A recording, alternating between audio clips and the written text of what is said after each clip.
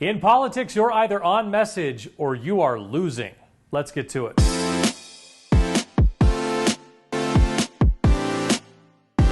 Welcome to On Message, our weekly look at where the battle lines are drawn and who is winning the war of words. This week, seal of approval. As the clock ticks under 3 weeks until ballots begin arriving in the mail, campaigns are already looking for every opportunity to give voters a reason to fill out the bubble by their names. One thing you'll see more and more are the high-profile endorsements rolling out. Now, these endorsements almost always fall along party lines. Look for Senator Mike Lee's campaign to have Republican office holders and former office holders publicly express their support. Former Vice President Mike Pence did so last week, and I wouldn't be surprised to see the governor and former governors express their support for Lee in the coming days. Governor Huntsman is a no-brainer. Lee was his general counsel. Governor Cox has already encouraged Republicans to support Lee publicly as well. Likewise, state legislators are likely to rally to help the party and make sure their constituents know of their support for the Republican nominee. Now, don't be too quick to jump to a conclusion based on the timing of an endorsement announcement.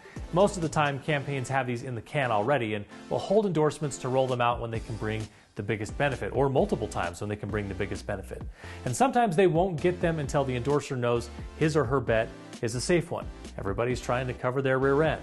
And then there are the endorsements that may not be all that welcome in the first place.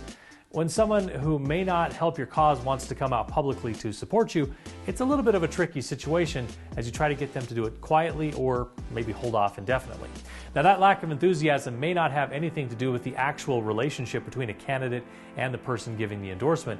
It usually has everything to do with the perception of the person giving the endorsement among the voters a candidate is still working to win over. So what's the value of an endorsement anyway? Late in the game, honestly, not that much. Maybe in a tight race, it can have a benefit. It does give the media something to cover. Of course, there are the big ones, and for many Republicans, a Trump endorsement is worth whatever it costs, but less so at this point of a campaign, perhaps, when you're trying to win over moderate voters. So look for the names who start to line up behind each candidate, but don't look for any one endorsement to swing an election, even a tight one.